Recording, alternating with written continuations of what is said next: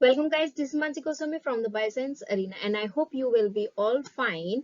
आज की इस वीडियो में हम डिस्कस करने वाले हैं एक्स्ट्रा क्रोमोसोमल इनहेरिटेंस के बारे में। एक्स्ट्रा क्रोमोसोमल इनहेरिटेंस क्या होता है इसके बारे में अच्छे से डिस्कस करेंगे। इसी के साथ अगर आपको इस टॉपिक के नोट्स चाहिए हो तो उस पीडीएफ की लिंक आपको मेरे डिस्क्रिप्शन बॉक्स में मिल जाएगी। हैंड रिटन नोट्स हैं, आपको काफी आसानी से समझ में आ जाएंगे। उन्हीं नोट्स को मैं यहाँ पर आपको एक्सप्लेन कर रही हूँ ताकि आपको समझने में कोई दिक्कत ना आए।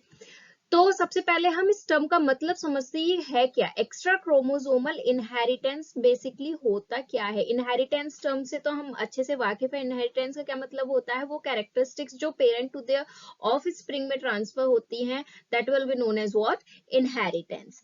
ठीक, अब एक्स्ट्रा क्रोमोसोमल से क्या मतलब है।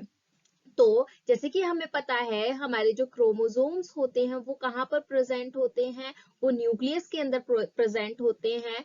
जिसकी वजह से क्या होता है, न्यूक्लियर में जो क्रोमोसोम प्रेजेंट होते हैं न्यूक्लियस में, वो हमारे ऑफस्प्रिंग में ट्रांसफर होते हैं, जो बेसिकली किसी भी कैरेक्टरिस्टिक के लिए रेस्पॉन्सिबल होते हैं। लेकिन कुछ ऐसे क्रोमोसोम्स भी होते हैं जो हमारे न्यूक्लियस में प्रेजेंट नहीं होते, वो साइटोप्लाज्म में प्रेजेंट होते हैं। अब साइटोप्लाज्म में कैसे प्रेजेंट होंगे भाई, अब कभी हमने साइटोप्लाज्म में कोई क्रोमोसोम तैरता हुआ थोड़ी देखा। साइटोप्लाज्म इन द सेंस जो साइटोप्लाज्मिक ऑर्गेनल्स होते हैं उनमें प्रेजेंट होते हैं। बेसिकली दो तरह के ऑर्गेनल्स हम पढ़ते हुए आते हैं बचपन से कि जो हमारा माइटोकॉन्ड्रिया है, कौन सा, माइटोकॉन्ड्रिया, और दूसरा क्लोरोप्लास्ट। ये दो ऐसे विचित्र हम बोल सकते हैं सेल ऑर्गेनल हैं जो अपना ही सेल्फ क्रोमोसोम रखते हैं, डीएनए रखते हैं, कुछ पार्ट डीएनए का रखते हैं। तो एक्स्ट्रा क्रोमोसोमल इनहेरिटेंस में हम क्या पढ़ने वाले हैं कि जो माइटोकॉन्ड्रिया और जो क्लोरोप्लास्ट होता है, इनके पास जो डीएनए प्रेजेंट होते हैं। अब डीएनए है तो ये भी तो कोई ना कोई कैरेक्टरिस्टिक को शो करेंगे।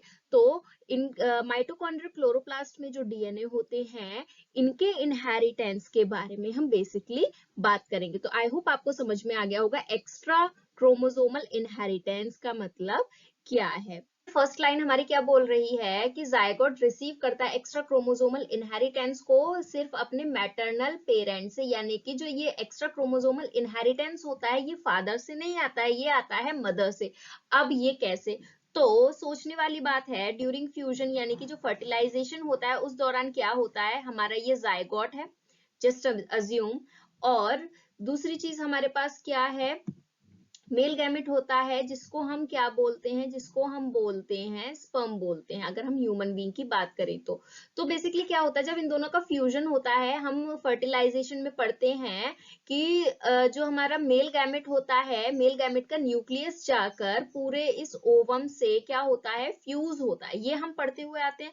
तो इसका क्या मतलब है कि जब जायगोट बनेगा इन दोनों से, तो उसमें जो क्रोमोसोम्स जाएंगे वो सिर्फ मेल गैमेट के न्यूक्लियस के ही क्रोमोसोम ट्रांसफर होंगे हमारे जाइगोट में। लेकिन जो हमारा ओवम होता है, जो एग होता है, फीमेल गैमेट जो होता है, उसमें न्यूक्लियर डीएनए तो जाएगा ही क्योंकि न्यूक्लियस तो प्रेजेंट है। लेकिन ये जो पूरा ओवम होता है इसमें माइटोकॉन्ड्रिया भी होता है अगर हम ह्यूमन बीइंग की बात करें। और अगर हम प्लांट के बारे में बात करें, प्लांट में जो फीमेल गैमेट होती है उसमें क्लोरोप्लास्ट भी होता है। तो माइटोकॉन्ड्रिया और क्लोरोप्लास्ट में जो डीएनए प्रेजेंट होता है वो भी तो फ्यूजन के दौरान ट्रांसफर होंगे हमारे ऑफस्प्रिंग में। तो इसीलिए कहते हैं कि जो कैरेक्टरिस्टिक होती है ये एक्स्ट्रा क्रोमोसोमल इनहेरिटेंस, ये मैटरनल पेरेंट की होती है, यानी कि ये मम्मी से आती है, पापा से नहीं आती। क्यों, क्योंकि जो मेल गैमेट होता है उसका सिर्फ और सिर्फ स्पर्म में जो न्यूक्लियस होता है वो ही ट्रांसफर होता है, वो ही फ्यूज होता है ड्यूरिंग फर्टिलाइजेशन। आई होप आपको ये पहला पॉइंट क्लियर हो गया होगा तो ये क्या कह रहा है। इसमें दूसरे पॉइंट की अगर हम बात करें तो ये अब हमें समझ में आ गया कि ये यूनिपेरेंटल क्यों कहा गया है, क्योंकि सिर्फ और सिर्फ ये जो एक्स्ट्रा क्रोमोसोमल इनहेरिटेंस होता है ये सिर्फ एक ही पेरेंट से आता है, तो इसीलिए हम इसको यूनिपेरेंटल बोलते हैं। अब उसके बाद ये नॉन मेंडेलियन होता है। नॉन मेंडेलियन से हमें क्या समझ में आता है कि मेंडेलियन लॉ में हम बेसिकली क्या पढ़ते हैं कि जो न्यूक्लियस के क्रोमोसोम्स होते हैं उनके बारे में हम पढ़ते हुए आते हैं। लेकिन ये जो हमारा क्रोमोसोमल इनहेरिटेंस है ये तो न्यूक्लियर क्रोमोसोम है नहीं, ये तो हमारा जो chromosome cytoplasm that means cell organelles में प्रेजेंट है, हम उस क्रोमोसोम के बारे में बात कर रहे हैं। तो ये नॉन मेंडेलियन पैटर्न में कंसीडर किया जाता है। तो अब हमें डेफिनेशन बहुत आसानी से समझ में आ जाएगी। तो डेफिनेशन क्या कह रही है? It is a form of non Mendelian pattern of inheritance that is governed bye, जो कि किसके द्वारा गवर्न होती है? DNA parent in the cytoplasm. जो डीएनए हमारा साइटोप्लाज्म में प्रेजेंट है, साइटोप्लाज्म से मतलब माइटोकॉन्ड्रिया और जो क्लोरोप्लास्ट है उसमें जो डीएनए प्रेजेंट है वो गवर्न करते हैं कुछ कैरेक्टरिस्टिक्स को। आई होप आपको ये पॉइंट समझ में आ गया होगा। अब हमने ये तो बोल दी कि अच्छा ऐसे ऐसे होता है, लेकिन इसका भी तो कुछ प्रूफ मिला होगा ना, किसी ने दिया होगा। साइंस में हम बिना प्रूफ के तो कोई बात करते ही नहीं है। तो इसको जो सबसे पहले इस पे काम किया था वो कौन थे? कार्ल कॉरन्स थे। 1908 में इन्होंने वर्क किया था एक प्लांट पे, जिस प्लांट का नाम था मिराबिलिस जाल्पा, जिसको हम 4 o'clock प्लांट भी बोलते हैं। इसमें इन्होंने प्लास्टिड लीफ की जो प्लास्टिड होती है उसके बारे में डिस्कस किया था। कैसे किया था ये भी अभी हम डिस्कस करेंगे। तो जैसे मैंने बताया, इसको हम यूनिपेरेंटल इनहेरिटेंस भी बोल सकते हैं because it comes from only one parent. Now Mendelian pattern को ये फॉलो नहीं करता है। एक और बात और समझनी है कि जो हमारा जो न्यूक्लियस का इनहेरिटेंस होता है, जो जीनोटाइप होता है, क्या ये अफेक्ट करता है हमारे एक्स्ट्रा क्रोमोसोमल इनहेरिटेंस को? न्यूक्लियस के जो क्रोमोसोम्स होंगे उनका जो कैरेक्टरिस्टिक शो करने का काम होगा वो अपना अलग करेंगे, और क्रोमोसोम अपना अलग करती है नॉर्मल कंडीशन में। तो आई होप आपको ये सारे पॉइंट समझ में आ गए होंगे। नेक्स्ट अगर हम बात करें, जो हमारे कार्ल कॉर्न्स ने एक्सपेरिमेंट किया था वो किस पे किया था? मैंने जैसे कि बताया 4 o'clock प्लांट पे किया था, जिसको हम क्या बोलते हैं? मिराबिलिस जाल्पा भी बोलते हैं। 1908 में इन्होंने किया था। तो बेसिकली इन्होंने करा क्या था? इन्होंने एक प्लांट लिया, प्लांट में 3 तरह की लीव्स इन्होंने देखी। एक जो प्लांट था, इस प्लांट की पूरी ब्रांच जो थी, इसके जो लीव्स थे सारे ही ग्रीन कलर के थे। दूसरा इन्होंने क्या देखा? इसी प्लांट में एक ब्रांच जो थी, इसमें पूरे लीव्स क्या थे? व्हाइट कलर के थे, यानी कि क्लोरोफिल पिगमेंट प्रेजेंट नहीं था। ठीक है। अब उसके बाद इन्होंने क्या देखा कि एक जो ब्रांच थी उसमें इसी प्लांट की, वो क्या थी? उसमें लीव्स हमारे पैचेस टाइप के प्रेजेंट थे, यानी कि हम बोले दोनों का मिक्सर था, मिक्सअप था, जहां पर ग्रीन और व्हाइट पैचेस हमें दिख रहे थे। तो इन्हीं को लेकर इन्होंने एक्सपेरिमेंट किया, जहां पर all white branch, all green branch और मेन शूट इज वेरिएटेड, यानी कि जो कुछ हमारी शूट्स मेन शूट है ये हमारी वेरीगेटेड थे, जैसे कि आपको इसमें दिख रहा है। तो इन्होंने बेसिकली करा क्या, ये देखते हैं। सबसे पहले इन्होंने क्या करा कि एक डार्क ग्रीन मेल प्लांट लिया, यानी कि एक प्लांट लिया male in the sense pollen grain का फ्यूजन करवाया पेल ग्रीन प्लांट से। पेल ग्रीन हम यहाँ पर व्हाइट को ही कंसीडर कर रहे हैं। तो पेल ग्रीन प्लांट लिया इन्होंने और डार्क ग्रीन प्लांट लिया। डार्क ग्रीन हमारा मेल लिया पहले, फिर उसके बाद जो पेल ग्रीन लिया वो इन्होंने फीमेल लिया। अब इन दोनों का क्रॉसओवर कराया तो इन्होंने क्या देखा कि फर्स्ट जनरेशन में जो जितने भी ऑफस्प्रिंग आए वो हमारे पेल ग्रीन आए हैं। पेल ग्रीन इन द सेंस किसकी कैरेक्टरिस्टिक्स आई हैं? फीमेल की कैरेक्टरिस्टिक्स आई हैं। ठीक है। यहाँ पर इन्होंने ये देखा कि फीमेल की ही कैरेक्टरिस्टिक हमारे ऑफस्प्रिंग में जा रही है। ऐसे इस चीज को क्रॉस ओवर करने के लिए इन्होंने क्या करा? अब रेसिप्रोकल क्रॉसिंग ओवर कराई। रेसिप्रोकल से हमें क्या समझ में आता है कि जो मेल की कैरेक्टरिस्टिक थे फीमेल को दे दिए, और जो फीमेल के कैरेक्टरिस्टिक थे मेल को दे दिए। तो जैसे कि अब जैसे इसमें क्या करा, जो मेल पहले डार्क ग्रीन लिया था अब क्या लिया है? अब पेल ग्रीन लिया है। फीमेल कैसे लिया है? डार्क ग्रीन लिया है, जस्ट रेसिप्रोकल कर दिया है। तो अब क्या देखा इन्होंने कि जो अब कैरेक्टरिस्टिक आ रही है वो कैसी आ रही है? वो अब भी फीमेल की आ रही है, यानी कि डार्क ग्रीन लीव्स आ रही हैं, फीमेल की कैरेक्टरिस्टिक्स आ रही। तो इससे हमें क्या समझ में आता है कि मेल और फीमेल से तो मैटर कर रही, सॉरी, तो कैरेक्टरिस्टिक अगर न्यूक्लियस में होता, न्यूक्लियस के कैरेक्टरिस्टिक से तो कोई फर्क पड़ ही नहीं रहा है। जो मदर के पास है कैरेक्टरिस्टिक वो ही हमारी ऑफस्प्रिंग में जा रही है।